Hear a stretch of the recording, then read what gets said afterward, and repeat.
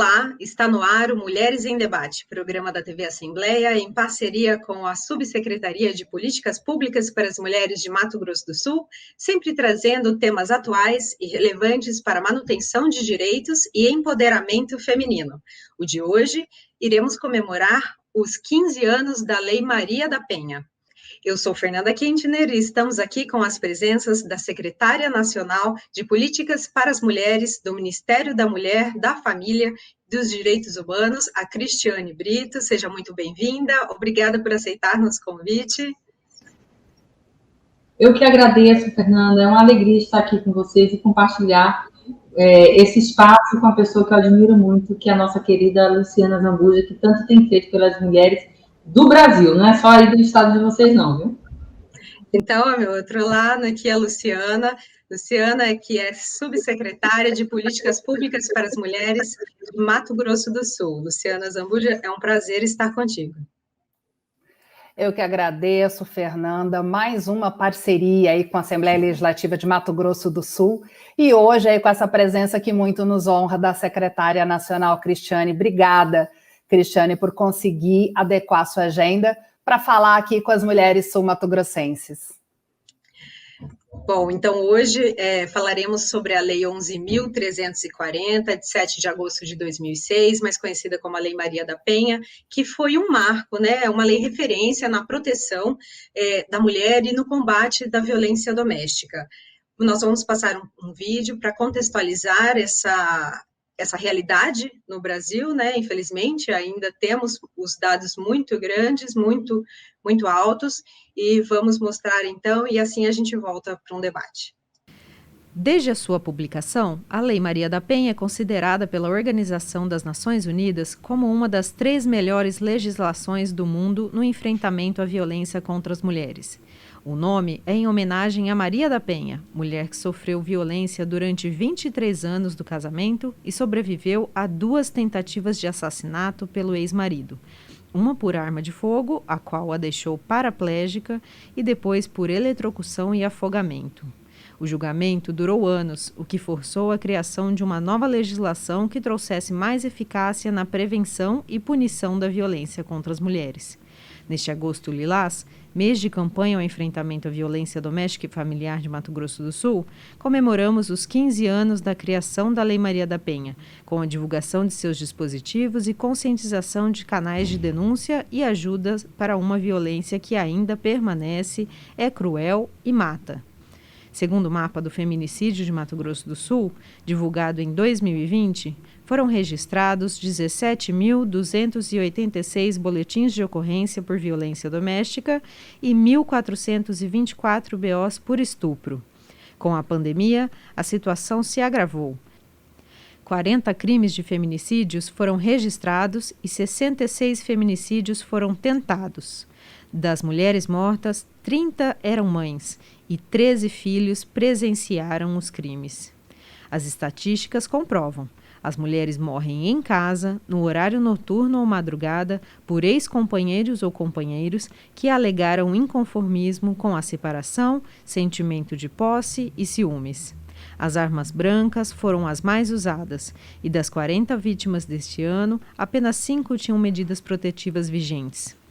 De 2015 a 2020, o mapa ainda mostra que 180 feminicídios foram consumados e ocorreram 385 tentativas, deixando um total de 85 filhos órfãos, sendo 45% deles crianças e adolescentes. Se compararmos os dados de 2019 com a pandemia de 2020, os casos aumentaram 33% em todo o estado e 120% em Campo Grande. Em âmbito nacional, pesquisa elaborada pelo Fórum Brasileiro de Segurança Pública mostrou que no Brasil, 8 mulheres são agredidas por minuto na pandemia. 1 em cada 4 mulheres de 16 anos ou mais foi vítima de algum tipo de violência nos últimos 12 meses no país. Metade das violências ocorreram em casa e 7 em cada 10 casos o autor era conhecido das vítimas. Bom, nós vimos que os números são preocupantes, né? A violência contra a mulher ainda é uma realidade, mas a Lei Maria da Penha veio para protegê-las, né? E além das mulheres, ela também beneficia crianças e pessoas idosas, né? Eu gostaria, secretária, que você nos falasse, por favor, então, sobre os avanços obtidos com essa legislação e quais são os desafios que nós ainda temos que superar. Fernanda, primeiramente, antes de eu responder a sua pergunta, eu peço licença para fazer a minha audiodescrição. Eu sou Cristiane Brito e este é o meu sinal para a comunidade surda. Meus cabelos são castanhos e o comprimento vai até a altura dos ombros. Meus olhos são castanhos, eu estou vestindo uma blusa preta, um cordão prateado e sobre ela eu uso um blazer vermelho alaranjado. Ao fundo, temos uma parede branca com a fotografia do presidente da República, Jair Messias Bolsonaro. Por que eu fiz isso? Nós, do Ministério da Mulher, Família e Direitos Humanos, estamos provocando a mudança comportamental para garantir acessibilidade a todos. É um ato simbólico e eu queria muito compartilhar com vocês, porque eu espero com ele inspirar todos para que a gente possa tornar esse ambiente mais inclusivo para as pessoas cegas. Então, realizada a minha audiodescrição, eu vou responder aqui já a sua pergunta. Primeiramente, muito obrigada por essa pergunta, porque falar da Lei Maria da Penha é uma alegria, porque nós somos referência no mundo todo. E a Lei Maria da Penha, mais do que punir criminosos, ela criou um mecanismo que instrumentaliza o Estado para o enfrentamento da violência doméstica no nosso país. E nós podemos afirmar, sem enganos, que a Lei Maria da Penha favoreceu a criação de uma rede de atendimento à mulher em situação de violência. E essa rede, ela engloba serviços ofertados pelas Rondas Maria da Penha, chamadas também de Patrulhas Maria da Penha, os centros de referência, casas de acolhimento, a Casa da Mulher Brasileira, promotorias especializadas, núcleos da mulher nas defensorias públicas, juizados de violência doméstica e familiar contra mulheres, entre outros.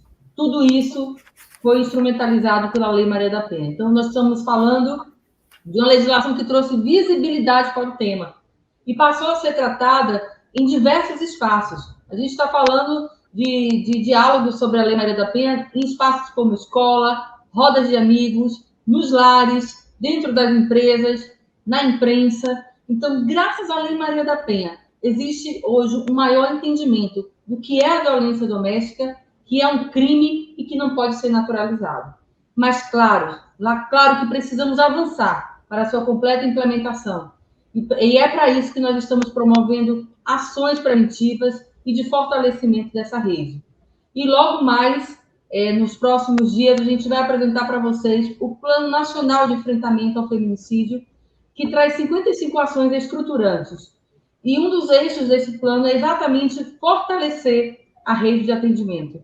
Eu espero em breve, Fernanda, ter um espaço para que eu possa compartilhar com vocês essas ações, para que vocês possam aí na ponta, no Estado, nos ajudar. Afinal, é um plano que pretende reduzir os casos de feminicídio no nosso país. E isso só pode funcionar com o envolvimento de todos, com a união de todos. Eu gostaria, assim, de relembrar também a quem nos assiste, né, acho que você pode explicar um pouco melhor, que a Lei Maria da Penha, ela não pune somente companheiros e ex-companheiros, que geralmente são os mais agressores, né, que a gente vê, mas que ela pode punir qualquer um, né, que venha a agredir uma mulher nesse sentido. Pode nos falar sobre isso? Sim, o conceito hoje da violência doméstica ele é muito mais amplo, né? Ele envolve a violência dentro mesmo do ambiente doméstico, não só como companheiros, como marido, como namorado, né? Ele envolve muito mais. A característica da violência doméstica ela foi ampliada exatamente porque há muito preconceito, né? E há muita vulnerabilidade das mulheres, principalmente as mulheres brasileiras, no nosso país. Então, esse conceito e a jurisprudência hoje, a Luciana sabe bem disso, a jurisprudência pátria, ela ampliou esse conceito de violência doméstica, o que é muito bom, né? Porque nós vemos casos de mulheres que sofrem violência, por exemplo, a mulher idosa que sofre violência dentro de casa, a mulher que pode sofrer uma violência por um irmão, né, por um tio. Então, esse conceito hoje é muito mais amplo. Tá joia. Luciane, então, bom, antes, gostaria também de continuar a apresentação da Cristiane. Eu, Fernanda, tenho cabelos pretos, olhos pretos, pele clara branca, estou de batom vermelho, uma blusa verde escuro com algumas listras coloridas vermelho, azul e amarelo. Luciana, ao meu outro lado, mesma coisa, cabelos pretos, olhos pretos e roupa preta. E um fone de ouvido branco. Luciana, vamos falar contigo então, dando essa continuidade ao nosso bate-papo. Concomitante à lei nacional, a gente tem que ter realmente, como a Cristiane falou, diversas frentes de combate, né, para o enfrentamento da violência contra a mulher. Aqui em Mato Grosso do Sul, nós tivemos orgulho, né, de ter a primeira Casa da Mulher Brasileira, e também tem um site que é excelente, que é o site Não Se Cale. Gostaria que você falasse um pouco desse site para a gente e como que a subsecretaria atua. Obrigada, secretária Cristiane, por nos provocar essa reflexão sobre o acesso das nossas informações às mulheres surdas que estão nos assistindo. Lembrando que aqui, quando a gente faz a transmissão, né, do programa, ele tem a intérprete de Libras e também a audiodescrição é muito importante. Então, eu vou copiar a nossa secretária. Sou uma mulher branca, de cabelos pretos, lisos, um pouquinho abaixo dos ombros, estou de roupa preta, uma parede branca ao fundo e aparecendo alguns livros numa prateleira. Fernanda, quando a gente fala de violência doméstica e familiar, a gente está falando aí de uma violência que pode atingir qualquer uma de nós, que é cruelmente democrática, que atinge mulheres de todas as idades, raças, etnias, credos, orientação sexual, e atinge também de uma forma muito mais cruel as mulheres com deficiência, as mulheres indígenas aqui no nosso estado, as mulheres idosas. Nós lançamos agora no dia 1º de junho, que é o nosso Dia Estadual de Combate ao Feminicídio, o mapa do feminicídio analisando os 40 casos ocorridos em 2020, e tivemos aí 5 ocorrências com mulheres idosas, com muita crueldade, o que choca a todos. Então, quando falamos da Lei Maria da Penha, precisamos falar que Mato Grosso do Sul é um estado pioneiro na defesa dos direitos das mulheres, que desde 1999 existe o Organismo Estadual de Políticas, existe o Centro Especializado de Atendimento à Mulher, e aí na esteira da fala da secretária, a Lei Maria da Penha veio para reforçar, para dar mais visibilidade para todos esses serviços e para essa política. E para que todas as pessoas pudessem ter acesso a essa informação de forma silenciosa e de forma virtual, nós lançamos em abril do ano passado, no início da pandemia aqui no estado, o site Não Se Cale, porque imaginávamos como as mulheres em situação de violência estavam se sentindo mais sozinhas, uma vez que estavam em casa, num maior tempo de convívio com seus agressores, não tinha como sair para buscar ajuda, as aulas foram suspensas, o transporte público tinha sido suspenso. Então, de um modo da gente fazer a nossa informação chegar até essas mulheres, por um celular, por um computador, nós lançamos o site Não Se Cale, que traz informações e orientações sobre a violência doméstica e familiar, sobre a Lei Maria da Penha, sobre os órgãos de atendimento, e nós temos links diferenciados para categorias que a gente julgou mais vulneráveis. Por exemplo, violência contra mulheres com deficiência, violência contra mulheres indígenas, trazendo aí um material acessível, tanto em Libras, quanto em audição, quanto também nas línguas indígenas, Guarani e Terena, que é a maioria da população em Mato Grosso do Sul. E é um site que está em constante evolução, que a gente pretende fazer com que seja o nosso cartão de visitas e aonde a gente estiver, a gente possa acessá-lo. Secretária, você tocou num ponto interessante que foi o isolamento, né? A pandemia trouxe, agravou alguns números, né? E trouxe isso, as mulheres ficaram, então, mais isoladas, ainda mais isoladas com seus agressores. Vimos até algumas simulando, pedindo pizza, pedindo açaí, né, nos telefones de socorro, para ver se elas conseguiam, então, driblar qualquer suspeita para que conseguissem ter esse socorro. Como que a gente enfrenta essa situação num período de pandemia? Usando de estratégias e de programas, por exemplo, aqui em Mato Grosso do Sul, a campanha do X Vermelho, do CNJ, já foi utilizada por uma mulher em situação de violência surda, que era mantida refém num cativeiro por uma familiar. Então, ela tirou a foto do X vermelho da mão, mandou para uma outra pessoa, que mandou para a polícia militar, e por acaso a gente tinha aqui no nosso programa Mulher Segura, uma policial militar que sabia falar em Libras. Então, ela foi fazer o atendimento a essa mulher. Foi uma estratégia criada também em tempos de pandemia. Nós já recebemos aqui no CIOPS de Mato Grosso do Sul pedidos de pizza. E aí o atendente falou, não, senhora, aqui é da Polícia Militar, a senhora está equivocada. Ela falou, perfeitamente, eu sei.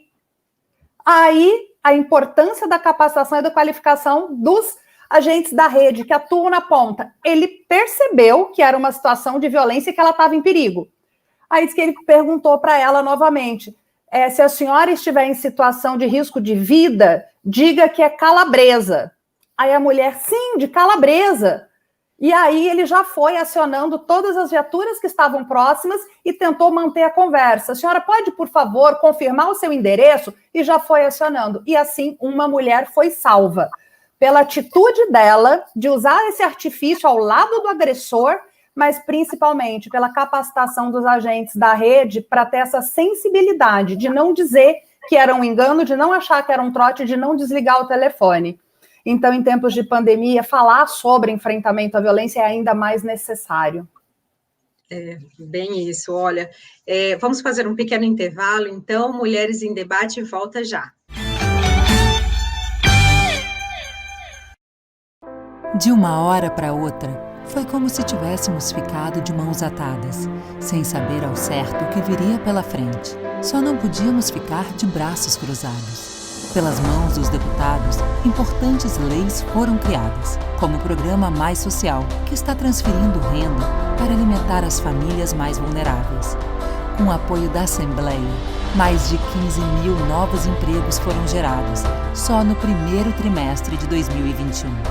E Mato Grosso do Sul está entre os estados com vacinação recorde no país. E os mesmos braços que estão recebendo a vacina são aqueles que cuidam e salvam vidas, que mantêm o lar, que protegem, que lavram a terra, que produzem, que mantêm as cidades limpas e o comércio de pé, que movimentam a vida em direção a um futuro de esperança. Assembleia Legislativa de Mato Grosso do Sul. Estamos de volta com Mulheres em Debate, é um programa da TV Assembleia em parceria com a Subsecretaria de Políticas Públicas para as Mulheres de Mato Grosso do Sul. Nós estamos aqui com as presenças da Subsecretária de Políticas Públicas para as Mulheres, a Luciana Zambuja, e ao meu outro lado, a Secretária Nacional de Políticas para as Mulheres do Ministério da Mulher, da Família e dos Direitos Humanos, a Cristiane Brito. Nós estamos falando sobre os 15 anos da criação da Lei Maria da Penha. Bom, antes do intervalo, nós falamos, então, contextualizamos um pouco, e eu gostaria de falar que a Assembleia Legislativa do Mato Grosso do Sul lançou uma consolidação de leis estaduais sobre diversos temas, e o último que ela lançou foi sobre os direitos das mulheres.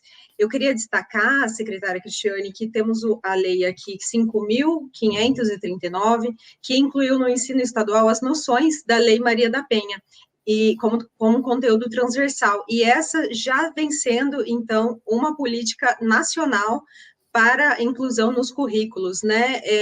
Como que você considera essa conscientização desde cedo, pode mudar alguma coisa, né? Ela é importante por quê?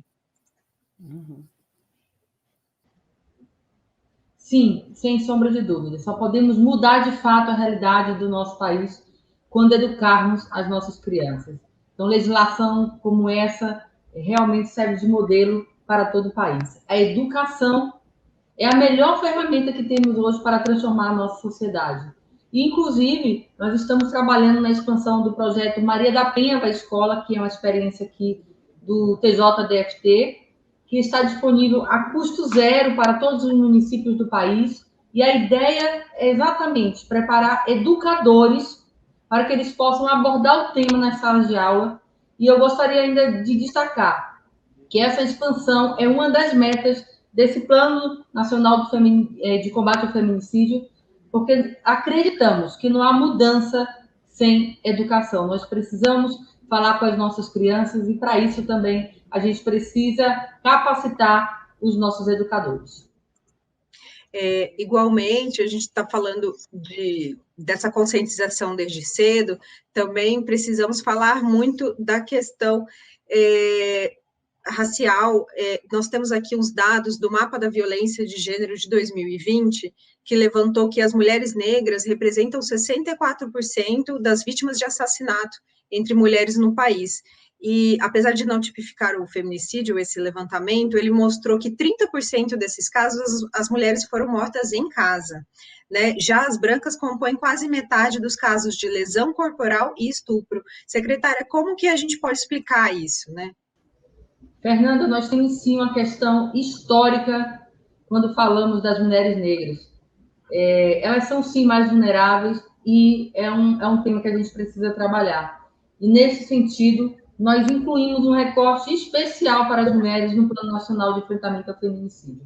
E como que a gente vai iniciar esse trabalho, o desenvolvimento de uma política pública com viés que alcance essas mulheres? A gente vai fazer, primeiramente, um diagnóstico da situação dessa mulher em todo o país. E, tendo esse diagnóstico em mãos, podemos construir uma política pública robusta que venha, de fato, oferecer respostas para a sociedade. Então, é um tema que está no nosso radar, é um cenário realmente que é real e que a gente precisa enfrentar em favor dessas mulheres que são, sim, mais vulneráveis.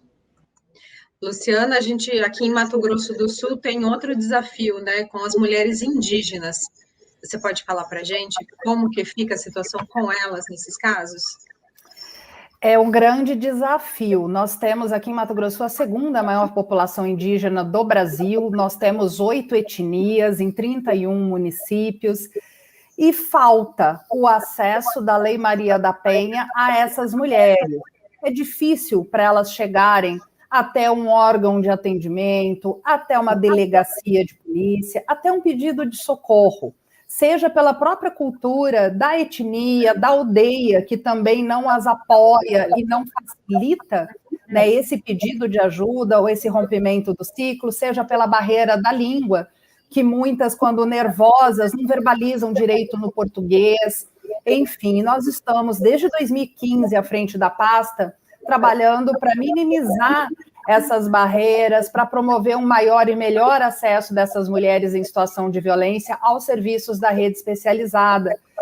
Por ocasiões anteriores, nós usamos os ônibus lilás, nós fazemos muitas palestras, rodas de conversa, seja pela própria subsecretaria, seja por meio dos organismos municipais de políticas para as mulheres, dos órgãos do sistema de justiça, dos órgãos da segurança pública, mas a Lei Maria da Penha ainda não é para todas as cidadãs brasileiras, ainda não alcança todas as mulheres sul-mato-grossenses, e nós temos aí esse grande desafio pela frente. Todas as parcerias são bem-vindas para que a gente possa exercer a nossa cidadania plena e dizer que nós temos, sim, o direito a viver sem violência, que não faz parte da cultura indígena a violência contra mulheres ou contra crianças e adolescentes.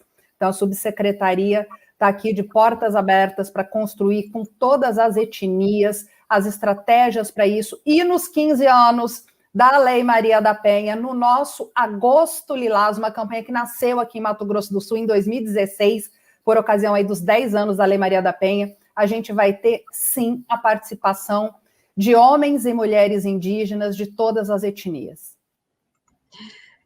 Cristiane, reconhecendo, então, que a violência é uma questão estrutural já aqui no Brasil e ultrapassa, né, uma questão de segurança pública, já está uma questão de saúde, uma questão de educação.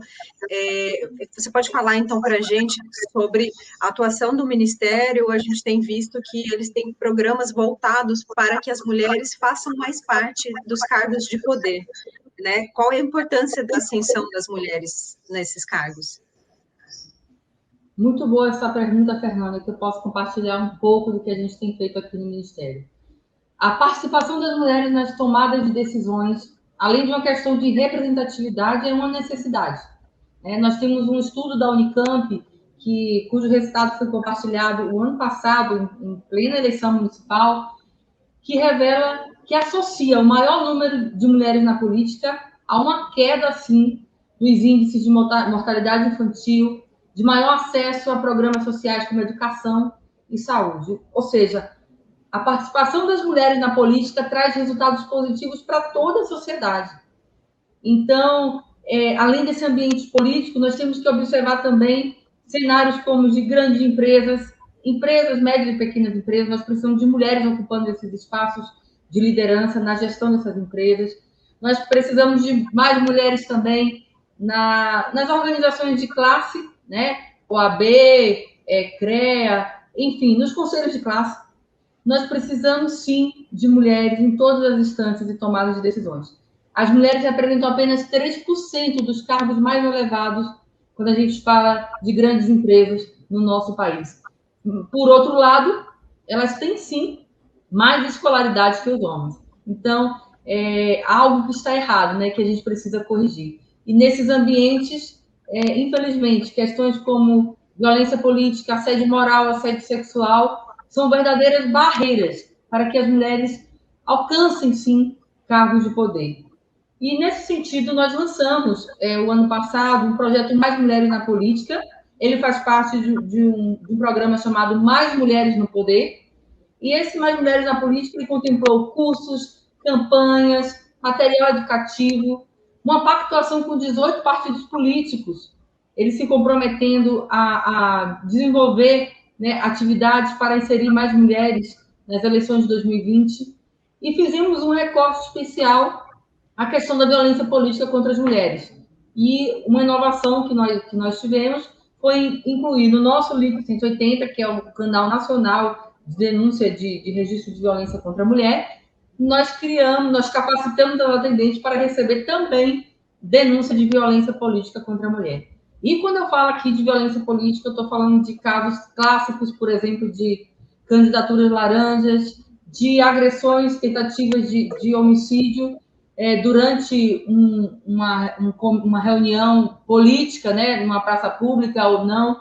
Enfim, ela acontece durante a campanha eleitoral, antes da mulher alcançar o mandato, também acontece no exercício de um mandato, acontece também de forma simbólica. É uma violência que a gente precisa combater e, para isso, a gente precisa envolver toda a sociedade. E nós também envolvemos o Conselho Nacional dos Direitos das Mulheres, que pela primeira vez expediu uma resolução, né, para combater, se comprometendo com todos os estados brasileiros, para que essas conselheiras nos ajudassem a conscientizar a sociedade e combater esse tipo de violência. Eu queria também falar para vocês, quando a gente fala de mais mulheres em lideranças de grandes empresas, eu queria falar também sobre o projeto Salve uma Mulher. Dentro do projeto Salve a Mulher, nós temos um eixo que trata de uma conscientização dos ambientes corporativos, para conscientizar da questão do assédio moral e sexual e também da importância de termos mais mulheres nesses cargos de lideranças. Nós temos também o Proequidade, que é um projeto que já está na sua 7ª edição, que ele desafia as empresas a promoverem ações de equidade, garantindo às mulheres condições de desenvolver todo o seu potencial produtivo. É um prêmio, uma premiação que já é reconhecida internacionalmente e que a gente quer, neste ano ainda de 2021, lançar a 7ª edição e, sem dúvida, eu vou convidá-las para acompanhar, ainda que virtualmente, o lançamento da 7ª edição. Enfim, nós estamos trabalhando para inserir todas essas mulheres nos espaços de liderança. Eu acredito que o governo federal tem, sim, essa responsabilidade e eu, como secretária, não poderia deixar essa pauta, de investir nessa pauta, deixar passar em branco. Tá ótimo, será um prazer, viu, Luciana? Então, depois desse grande incentivo que tivemos aqui de ascensão de mulheres no poder, eu gostaria que você também deixasse para a gente uma mensagem, né, de incentivo de empoderamento feminino, de mostrar à sociedade que não tem mais essa de que em casamento de homem e mulher não se mete a colher, vamos meter a colher sim, salvar a mulher, né, para que a gente conscientize pelo fim da violência doméstica. Com certeza, Fernanda. Meter a colher pode fazer a diferença entre salvar uma vida ou se tornar cúmplice de um feminicídio. Então, fazer ações como essa que nós estamos fazendo aqui hoje, falando sobre o assunto, que o Ministério da Mulher, da Família e dos Direitos Humanos tem feito no âmbito do governo federal e também representado aqui pela nossa secretária Cristiane Brito, essas ações são de suma importância para que mulheres e meninas conheçam os seus direitos e possam exercê-los. E também para que meninos e homens saibam que determinadas atitudes que eles praticam são consideradas crimes e violam os direitos das mulheres. Mas, sobretudo, é preciso que a gente diga para as mulheres que estão nos assistindo agora, que estão vítimas de violência, que não tenham medo, que não tenham vergonha, não se calem. Acesse o nosso site nãosecale.ms.gov.br, onde você também pode formalizar uma denúncia online e use e abuse, se necessário, dos canais virtuais do governo do estado, na denúncia no site da Polícia Civil. E também eu quero deixar aqui o canal do Tribunal de Justiça de Mato Grosso do Sul para o pedido de medida protetiva online. Mulheres, não se calem. Era essa a mensagem que eu queria deixar, Fernanda, porque é o que a gente precisa dizer em tempos de pandemia: sororidade de verdade, sororidade na prática, basta de feminicídios. Cristiane, a gente teve um aumento, só um parênteses aqui no final, porque é um dado muito grave para a gente, Fernanda, a gente teve um aumento de 33% de feminicídios no estado no ano de 2020, e só aqui na capital, Campo Grande, o aumento foi de 120%. Então, é um assunto muito preocupante, é um assunto que nos desafia todos os dias, que me tira o sono e que a gente vai seguir todos os dias atuando na prevenção, no combate, no enfrentamento à violência contra mulheres e meninas. Obrigada, Fernanda, por mais essa edição do Mulheres em Debate. E, Cris, obrigada em teu nome e a toda a Secretaria Nacional, a ministra Damares, a todo o Ministério. Obrigada. Eu quero agradecer a presença de vocês, Cristiane. Muito obrigada por aceitar nosso convite. Estamos juntos, a Secretaria continua à disposição. Eu trago também aqui o abraço da nossa ministra Damares Alves. Eu conto com vocês aí no Estado para a gente replicar, para que vocês nos ajudem a replicar os nossos projetos. Eu não poderia deixar de finalizar divulgando também o nosso canal do 180, a partir agora do WhatsApp, que é o 61 99 656 5008. Conte com a gente, como disse a Luciana, não se cale. Muito bem, vou repetir então, os canais de denúncia, o 180, também temos o Disque 100, temos o site nãosecale.ms.gov.br, o site da Polícia Civil, pc.ms.gov.br, mas se você presenciar uma situação de violência, ligue imediatamente para 190, a Polícia Militar, para atender, ou então leve a mulher à Casa da Mulher Brasileira aqui em Campo Grande, eu vou falar o endereço, é na Rua Brasília, lote A, quadra 2, no Jardim Imar, que é aberta 24 horas por dia. Ou no estado, as delegacias da mulher, né, especializada, também estão aí para atender, inclusive com as salas lilás. Muito obrigada pela presença das duas, eu vou agradecer novamente, em nome da Assembleia Legislativa, que se você quer acompanhar outros programas da TV Assembleia e a atuação dos deputados estaduais, acesse nosso site pelo www.al.ms.gov.br. Até a próxima. Tchau, tchau, gente.